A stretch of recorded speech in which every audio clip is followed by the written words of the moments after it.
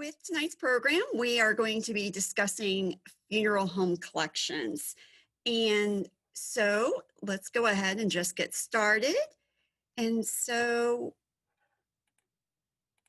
with the funeral home collections, one of the key things that you need to remember about these materials is the fact that it is a business entity. Funeral homes were private businesses. And so the records themselves, it's not like other genealogical records that we look for. Other records we look for are usually handled by governmental agencies, and there's different laws on how those records are collected and how they're maintained, but not with business records. It is that private entity's choice in how they handle their records and how they are kept over the years, and then what might become of them. So that is a critical difference than from other types of records we look for in genealogy, and it makes a big difference. But that is not to say you can't find these records. They are available, not all of them, unfortunately, but there are many of these records available to us as researchers. And so tonight, hopefully you'll kind of get an idea of the fact that you can access these. The thing with funeral home records is usually the business, if the business were to close down, one would hope that someone in the community might have had an interest in those records. And so one of the chief places for us to look is to remember the local libraries or the state libraries and archives, our genealogical and historical societies and university libraries who might have these records available for their community. And so tonight we are going to focus on Allen County and the resources we have here in Allen County pertaining to this. But as Allison said at the beginning, everything we're going to show you tonight, you can do in your own areas of research. The same concept of the local library, genealogical society, and so forth, to be able to access these records. What we're going to do tonight is we're really going to focus on what these records provide for us as researchers and how we can springboard from these records to find more information. The moment of death is really, really critical because there are so many records produced at that moment. But the one element that makes a key difference with death-related records is the fact that the person providing the information at that time is not the person who died. So therefore, there is a question of, well, how accurate is some of the information? It's always as good as the person providing that information at the time. And for many of the people providing that information, it is an extremely emotional time for them. And so you do find some errors, and that's why it's beneficial to look for other types of similar death records. So to get started, let's discuss the business aspect briefly. Because it was a business, the records that we are seeking, we need to know what businesses were around in that specific location, in the specific time period that we're seeking. And so to determine that, one of the best places to look would be actually in city directories. Those city directories, we can look to see what could possibly have been the place that our ancestor decided to do business when someone in the family died. And so the thing with the city directories is when we are looking, we will be looking in the business section, but we'll also be looking in those advertisements that appear in city directories. And we also need to think of how some of these places could be listed. Some of them are listed as funeral directors, funeral homes, or they can also be listed under undertakers. So we need to start branching out and how we might want to seek this information. And this is what we always do as genealogists. We always try to think, how else could they have defined this particular thing I'm looking for, whether it's a record type or a business. And so we need to think about that when we are looking at these city directories to find what businesses might have been available.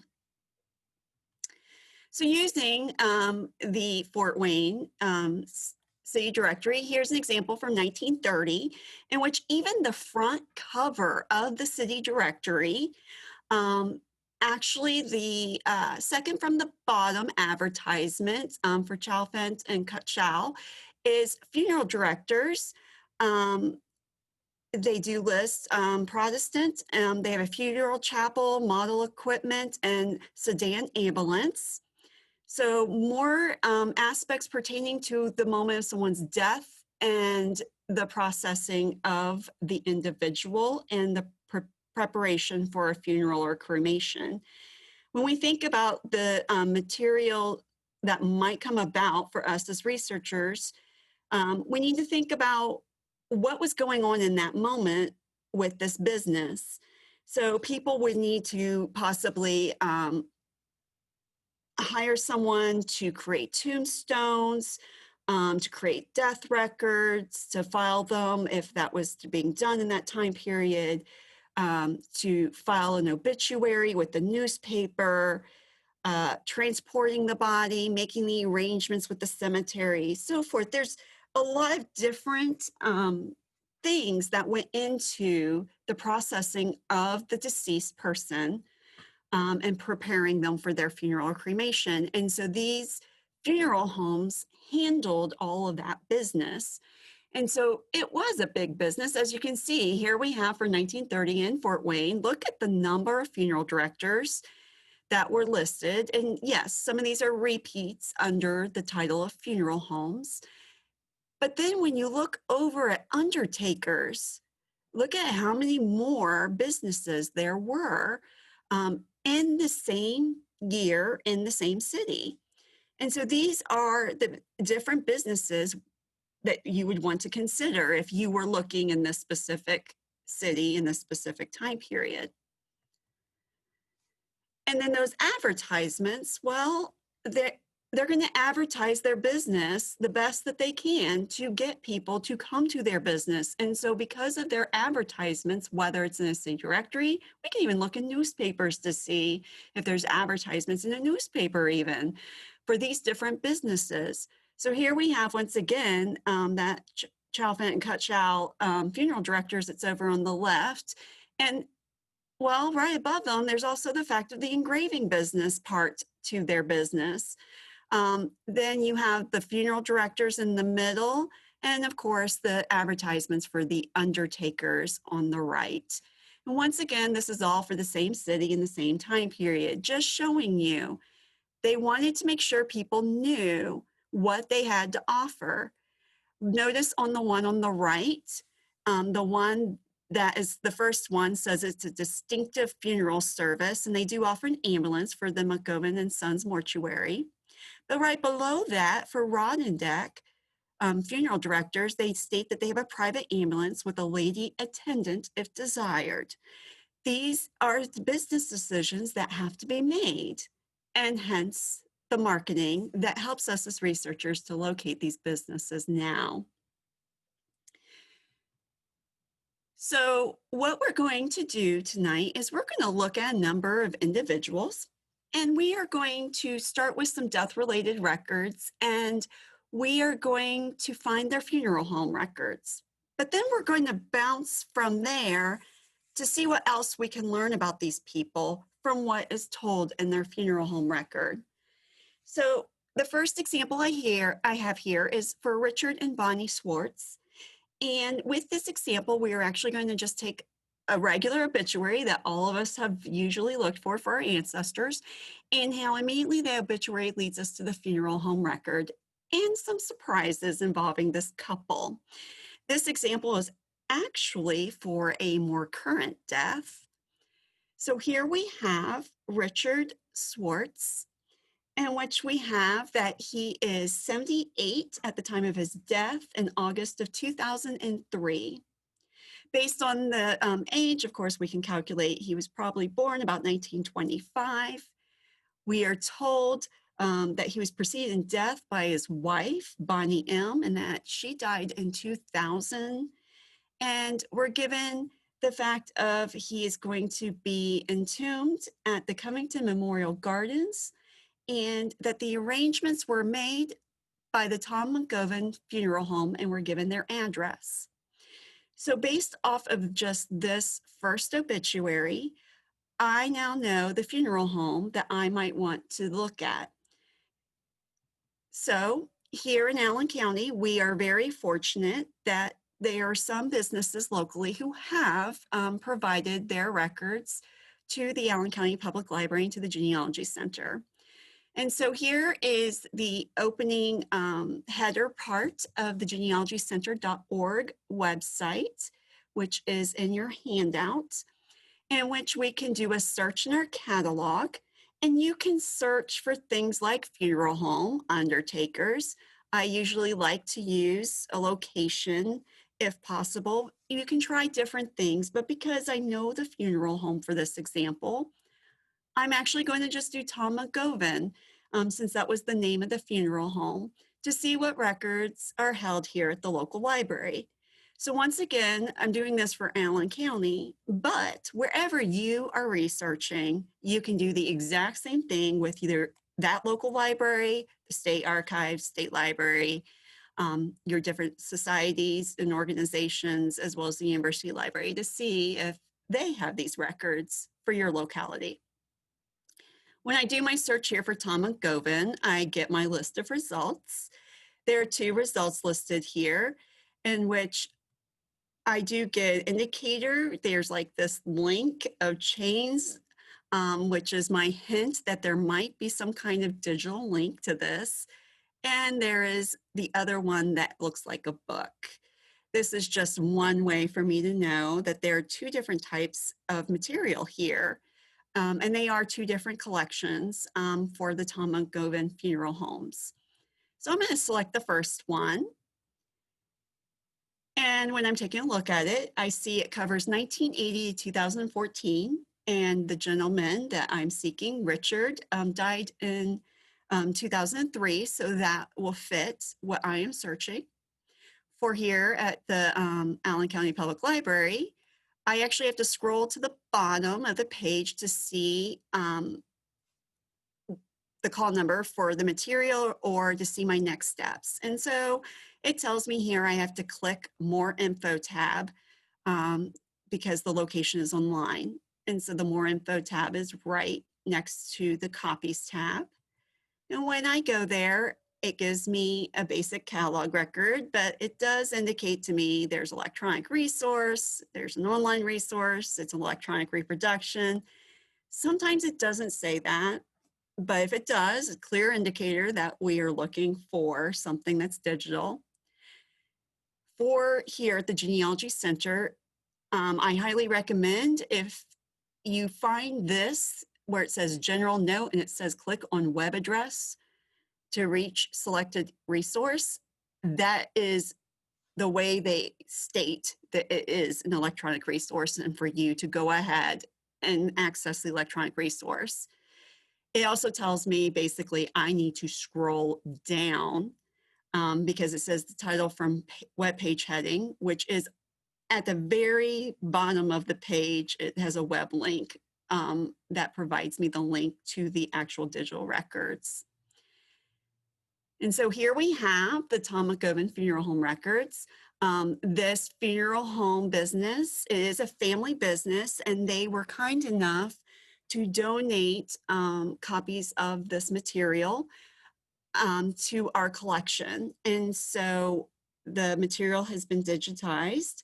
And so we were able to do a search here and find Richard Swartz funeral home record. And with his record here, we get that information pertaining to his death in August of 2003 here in Fort Wayne, and the information about where he died in hospice and that he was born here in Fort Wayne. We're told that he worked for Fort Wayne PTC as a driver for 17 years. We're told that he retired in 1987. We are given military service information that he is actually a Marine veteran from World War II and the Korean War. We are also told that his wife, Bonnie, preceded him in death in 2000. We're told a listing of his daughters. He has 4 daughters. We are given their names as well as their locations where they are residing at this time in 2003 when he dies. So based on this, we now have sort of like a family grouping because we've got the husband, the wife, and we have a listing of the 4 daughters here, including their married names. We're told that he had 3 grandchildren. We're given some information about the services that they're going to hold, and that he was entombed at Covington Cemetery in Fort Wayne. In Richard's funeral home papers, we actually find his honorable discharge. So here we have that he was a staff sergeant and he was discharged May 14th of 1946. On the back side of his discharge papers gives information about his enlistment. We are also given a physical description. We're given his birth date. We are given his weapons qualification, all of his special military qualifications, things like he was a rifle sharpshooter, and we're given his score, pistol marksman, and so forth. We also learned that he served in Southwest Pacific area from December 2nd, 42 to August 29th of 44, and that he was not wounded and that he was not involved in any battles, engagements, skirmishes, or expeditions. Did you realize you would get this much military information about a person when you were just looking for a funeral home record? This is the things that can be added to these types of records. This is being added probably because there's going to be some kind of military insignia involved with on his tombstone or military service and at his funeral. So because of these things, this is actually in his funeral home record. Because we now know his wife Bonnie died, we might as well look at her for a moment. So here we have that Bonnie Swartz, 68 years old, died on Wednesday. She was a lifelong resident of the city, retired in 1990 after 10 years as a secretary for Train Company. We're told that she's survived by her husband, Richard, and the family is listed in the obit as expected.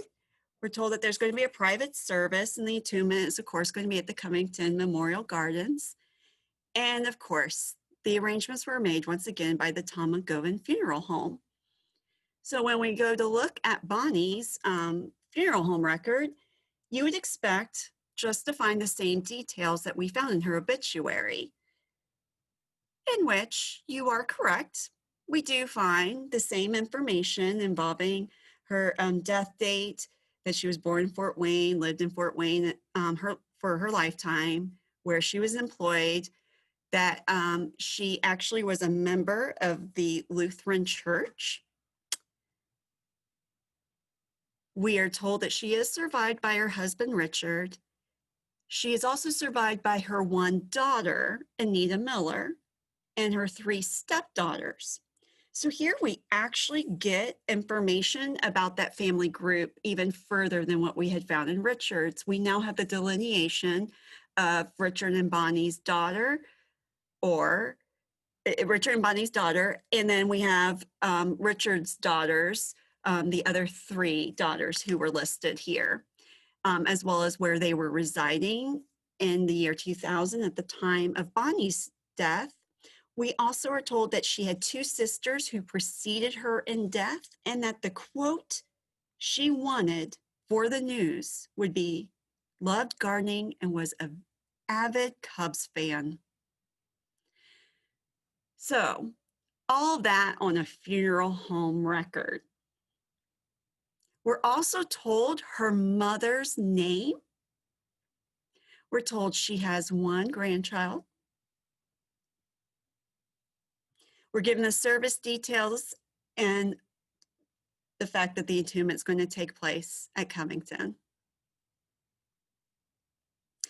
So we got this great information about the delineation of the children from this funeral home record that made us have a better understanding of the family dynamic and the family grouping.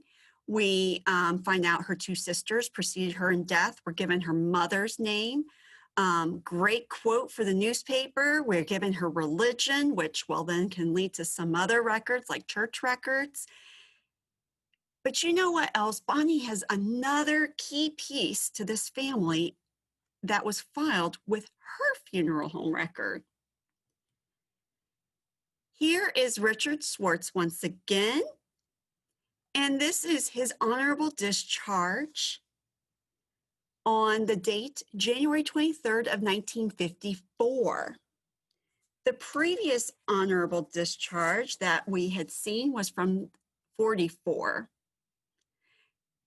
I'm sorry, was from 46. So here we have another honorable discharge for her husband, in which when we flip it over, we find that he enlisted in Fort Wayne, January 24th of 1950.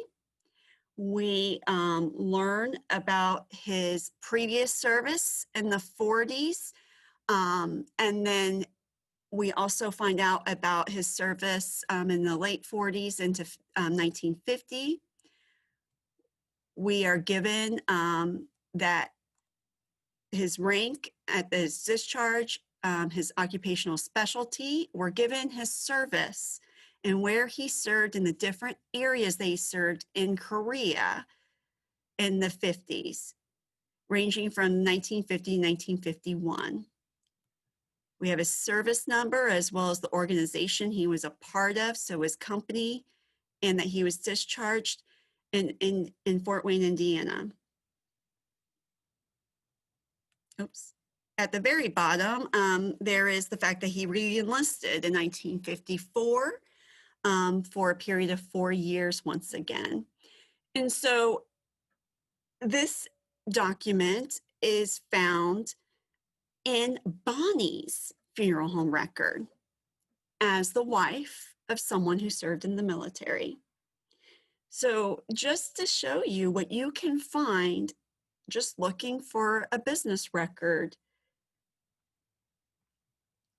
The next trail that we will look at will be looking at various other records, but first let's discuss how we got here with Richard and Bonnie. So Richard's obituary was our starting point, and then we found Richard's funeral home record, which led us to his 1946 military discharge. And then we found Bonnie's obituary from the information we had, which led to Bonnie's funeral home record, and then Richard's 1954 military discharge. Then we were able to learn all these details about Richard and details about Bonnie. So all this information could be found by following the paper trail from Richard's obituary to the funeral home records and on.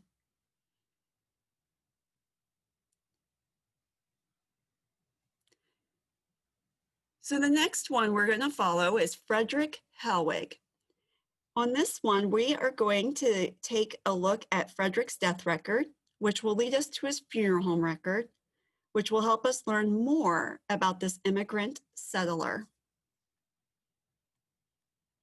So here is his death record, in which we have Frederick Hellwig, and he died in 1946 in rural Allen County.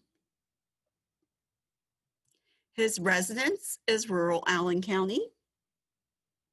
He is married to Lisette, and she is 76 years old at the time of his death in 1946. He was born in 1865 in Poland. We are given his parents' name, or at least his father's name, and his father's from Germany. We always enjoy seeing unknown, and the informant for this would be his wife, Lisette. There's a possibility that Lisette actually did know and just was upset, or there's a possibility she didn't know.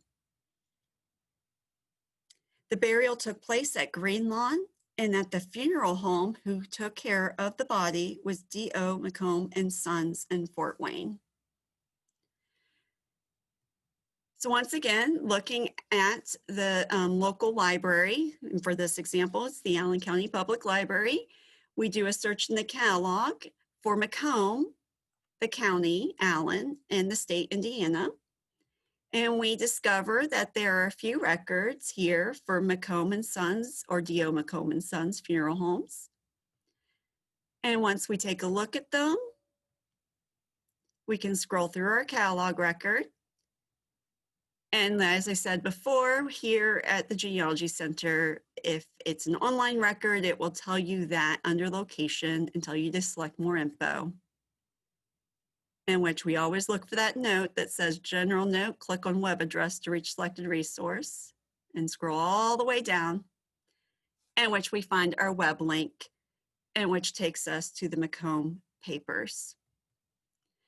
So here we have D.O. McComb actually founded a funeral home here in Fort Wayne in 1925. And it was, once again, sort of like a family business in the area. And then we thankfully, thanks to information that the Allen County Genealogical Society of Indiana transcribed, we now have a transcription of the 1926 to 1950 records.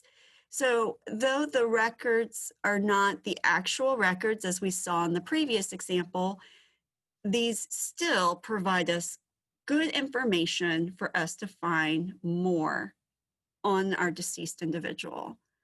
So here we have McComb and Sons funeral home records, in which we have Frederick William Hellwig. We're told his age, his date of death, his birth date, and that he was born in Poland, and that he was interned in Greenlawn in Fort Wayne. All information that was on that death record, but even so, this is an abstract. If we had the physical record, there's possibly more information that's not appearing here, but even being able to find this is very helpful. So from here, I can start trying to find what other death records are there, other death-related type of records that were created in this time period for me to find more information on this gentleman who was born in Poland. So I go with the easy solution, I'll admit it. I will look at Find a Grave to find a photograph of the cemetery marker in Greenlawn. So here we have Frederick W. and Lisette Hellwig. And based on this, it's once again, it's that thing of what other records are there? Well, how will I know what records there are? I can look in the library's catalog, or I can see what else the library might have. And so I can, once again, because local library, since we're looking here in Fort Wayne on the Allen County Genealogy Center page, I can actually go down to our resources, which takes me to the listing of databases where I can select, I want to look at some free databases that have been created by the library, in which there's a number of resources here for Allen County. There's resources for Indiana, other states, so forth. So because I'm focusing on Allen County, I'll go and select that. And I find that the local library has like a death index, has some burial permits and records, has some cemetery records on their site, has coroner records, has funeral home records, obituaries, and mortality list. So looking at the local library to see in their book catalog and their digital catalogs and their other records to see what else they may have that's death related, to see what else you might be able to access. So looking at your local library, state archives, state library, so forth, very much benefits you searching and digging through that. So here, I'm actually going to look at this coroner records database. Once again, this is an abstract and not the actual record. The record, unfortunately, is not available to me. But lo and behold, because the time period I am looking for Frederick, here we find the coroner records where I find Frederick William Hellwig. And once again, it's similar information. I get his cause of death, which was on his death record. But one key element for me is everything kept saying rural routes on, or rural Allen County on his death record. And here I'm actually getting the township and definitively that it's Route 1 of Perry Township in Allen County. Knowing that township lets me know what area of town Frederick was actually residing in when he died. This at least helps me have a better sense of where else to look for records for this gentleman, because I now know where he was living, or at least where he was at the time of his death. So what's a great location record for us? We can take a look at the census for him and find here we have Frederick with his wife Lisette. And based off of that, he is once again from Poland, but the German section of Poland. He immigrated in 1892. According to the 1910 census, he's a naturalized citizen. His wife Lisette is from Germany, and she immigrated in 1895. And I see that they have been married for 16 years as of 1910. Based off these details, I have a number of other places I can start looking, in which I find, once again, another abstract that's available. I find an application for this immigrant. I find that Frederick Hellwig declared his intent, 1896. He's 31 years old at that time. He embarked from Bremen, arrived in New York, 1892, and I get the actual book and page number for his actual application for naturalization that I could actually request. So I get this information because I know he's an immigrant, and I get all that information from our initial documents.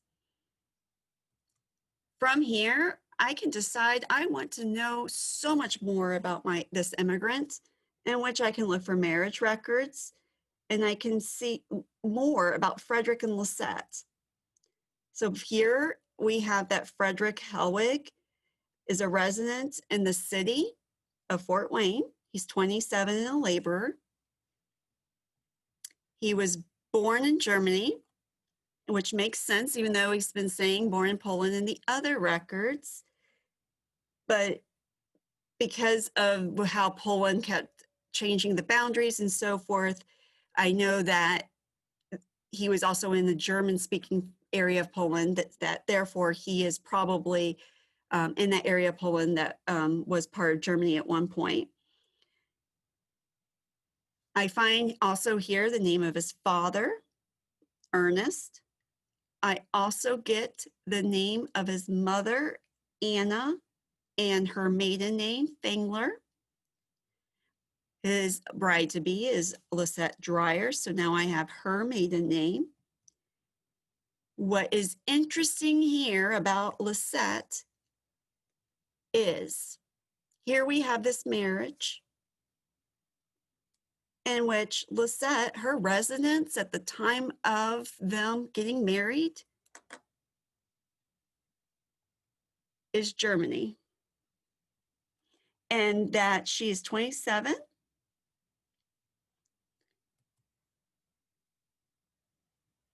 And that she is born in Germany. And her father's name as well as her mother's name with the maiden name and when they were married and by who. So following the paper trail from Frederick's death record led to a funeral home abstract, which we would want to see if we could find the actual records if they're still available. Found Frederick and Lisette's graves, Frederick's coroner record abstract. From there, we got the location for where the family was, which township, and so 1910 census. Found his naturalization abstract, which then led to a marriage register for this immigrant gentleman whose wife apparently was residing in Germany when they decided to get married. We also learned a lot of key details about this immigrant. We learned a lot about him as well as his wife, Lisette, because we followed the paper trail that was presented to us.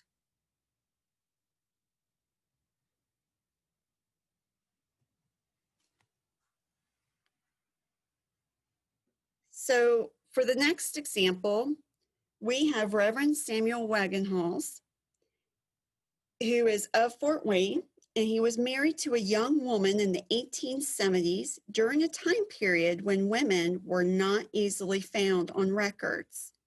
And so for this one, we are going to locate the funeral home and the missing family members, exclusively his missing young wife from the 1870s. So when looking at first for Mr. Wagenhals, Reverend Wagenhals actually, we find his obituary in which we are told that he actually has served for 52 years as the pastor of the Holy Trinity English Lutheran Church, and that he died in his home on East Wayne Street in Fort Wayne, that he had the flu last spring and so forth. He was 77 years of age, and that he had had a number of health issues involving an accidental fall and so forth. There were details provided in the newspaper about his last service on May 6th and about that fall that injured his arm. We are also told that he is the son of Reverend John and Catherine Ludwig Wagenhals, and that he was born in Lancaster, Ohio in 1843. We are then given information pertaining to the fact that in 1862, he enlisted for 3 years to serve, and he served under General Banks and General Grant. Dates and details about his promotions and him finally mustering out in 1865, at which point, 2 months later, he entered the Theological Seminary of the Evangelical Lutheran Church in Philadelphia. We are told about his first visit to Fort Wayne was in April of 1868 when he preached at Trinity Church. He was ordained in June of 1868 in Philadelphia and took charge in June of 1868 of the English Evangelical Lutheran Church of the Holy Trinity in Fort Wayne. Lots of details about his work over the years. And he survived by his widow, Mrs. Helen Hamilton Wagenhals, and children and grandchildren and a sibling.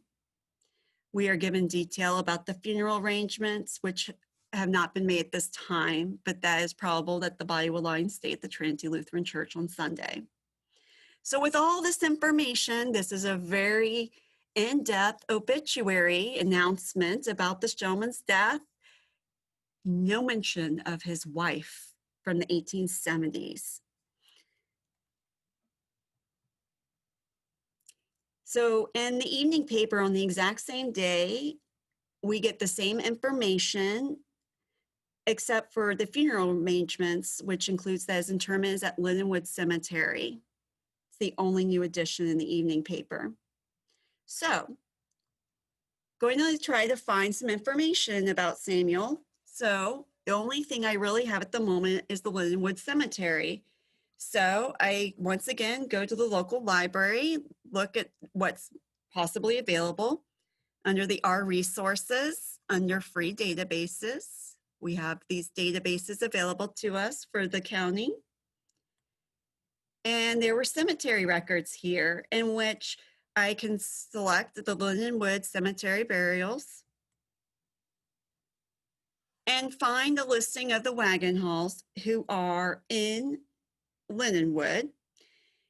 And so here we have Samuel listed as being buried in Section G of Lot 99, along with several other Wagenhals, but none of these are possibly a wife who died in the 1870s, based on the date of burial and date of death. So what happened to his wife from that earlier time period? Well, thought maybe if I look at some maps of Lindenwood, maybe there's something going on that I'm not aware of. So I looked at the local genealogical society. So here in Allen County, that's the Allen County Genealogical Society of Indiana. And they do have Lindenwood Cemetery plat maps. And so I'm able to actually map out and determine this location of the family graves for Section G, Lot 99. Unfortunately, that doesn't help me find the wife, but I was hoping maybe there would be something that could give me more indications here. So I know he had a wife in the 1870s. So I'm going to look for him on the census in 1870. When I do, I find him living in Allen County, Samuel Wagenhals. He's 27 years old. He's a clergyman. He's born in Ohio. What's matching up to what I had in my obit, but there is no spouse with him here. He is single. So I look for him in the city directory. Look for him in 1870, 71, because his wife should hopefully be listed with him in that city directory. Here I have Reverend Samuel Wagenhals. He's living at 45 Bar. 1872 city directory, Reverend Samuel Wagenhals, the pastor of English Lutheran Church. He's living at 54 East Wayne, but no mention of his wife. So I go to those funeral home listings in the city directory in the 1870s. I want to know who I can possibly start searching for who might have information about this missing wife. I find that they are the undertakers in town. My choices are Fink Charles or Peltier and Carl. Searching through the alphabetical listings, I find locations. And so here for Peltier and Carl, I found the location was on 24 East Berry.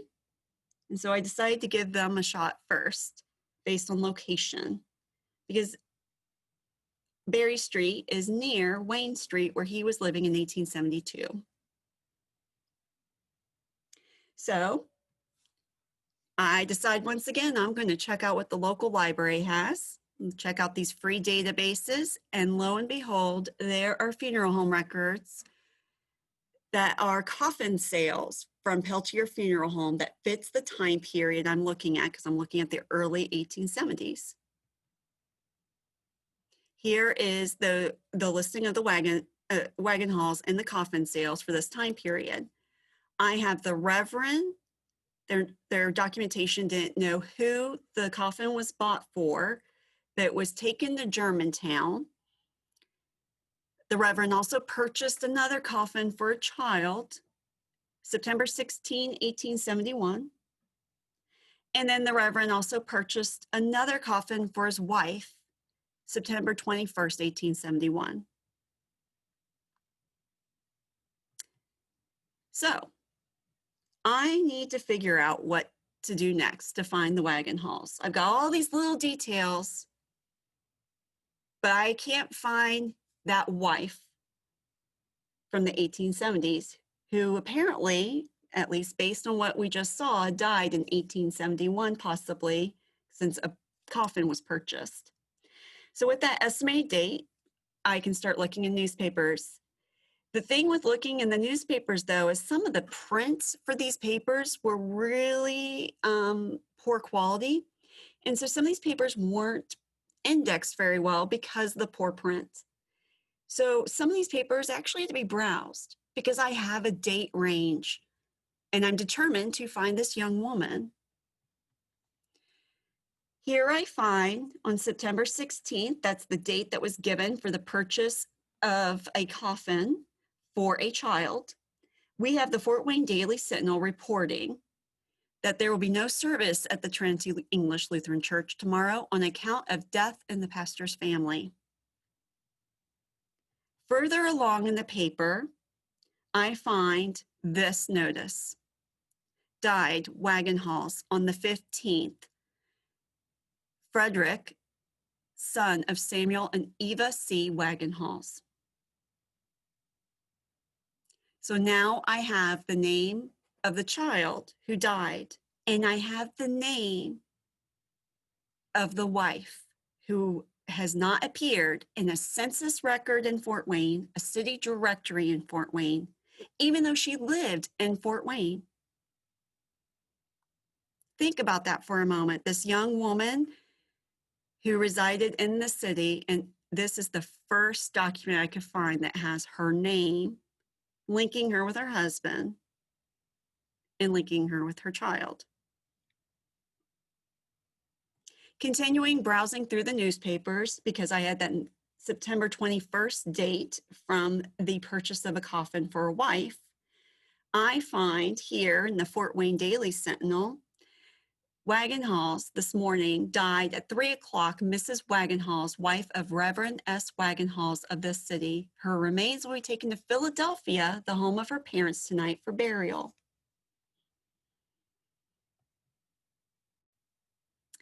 And the next day, the Fort Wayne Daily Gazette then posts a notice about the fact that she died yesterday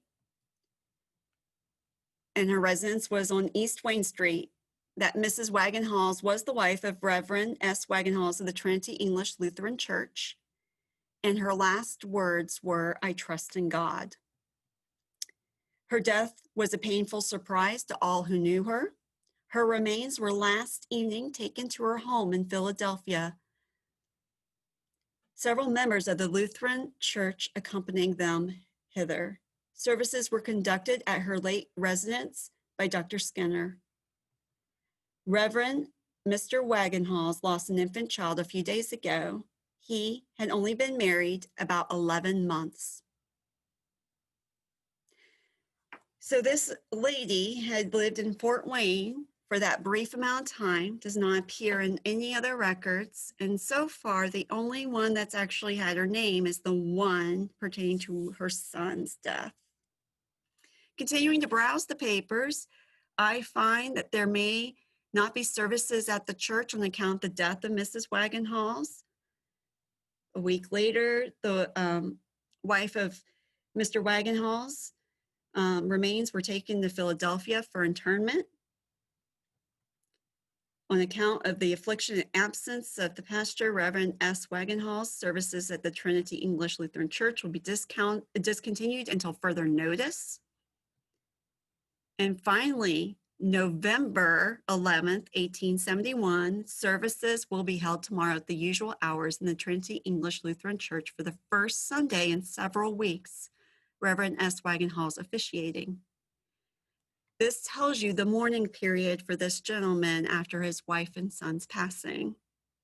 Look at what we have just discovered, because we got a date range from a coffin sale. So how do we learn more about this wife, Eva, from this record that we have, this coffin sale? We know that her body was transported to Pennsylvania, but she died here in Fort Wayne. Her son died in Fort Wayne. And now that we have found their names, thanks to this record, leading us to searching and browsing through the newspaper and finding the dates. Look in the death records for Allen County, and we find this death register where we find that Eva was born in Harrisburg, Pennsylvania. She's 30 years old when she died in Fort Wayne. We also find that she died on that September 21st date in 1871, and she died from convulsions that were caused by preeclampsia. 4 lines above her on that death register is her son, Frederick, who was born in Fort Wayne, was 2 days old when he died. The cause of death is marked as don't know, and the person attending to him is his father.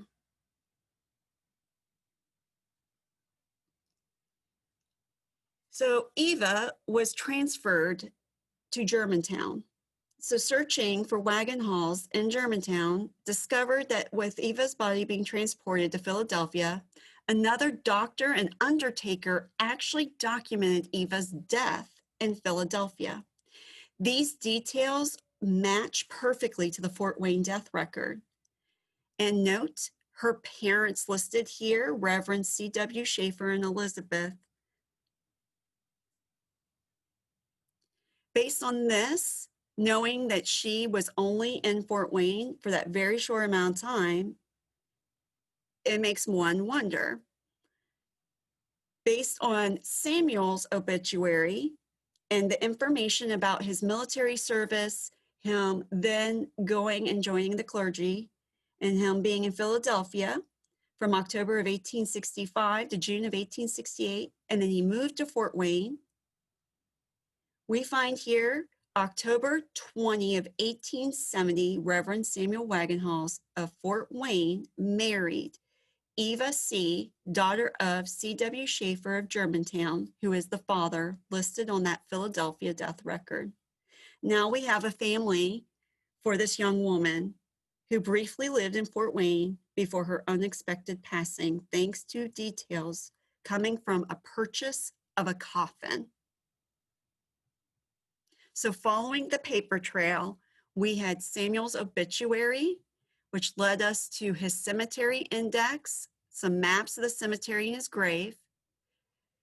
We looked for him in the census, the city directory, and could not find any information about his wife, so we looked for funeral home listings in those directories, which then led to us finding funeral home records that actually showed Samuel purchasing coffins, which led us to Eva and her son Frederick's obituary, news articles about Samuel's work, the actual death register for Eva and Frederick, as well as Eva's death register in Philadelphia, which then led us to looking for a marriage record for them in Philadelphia.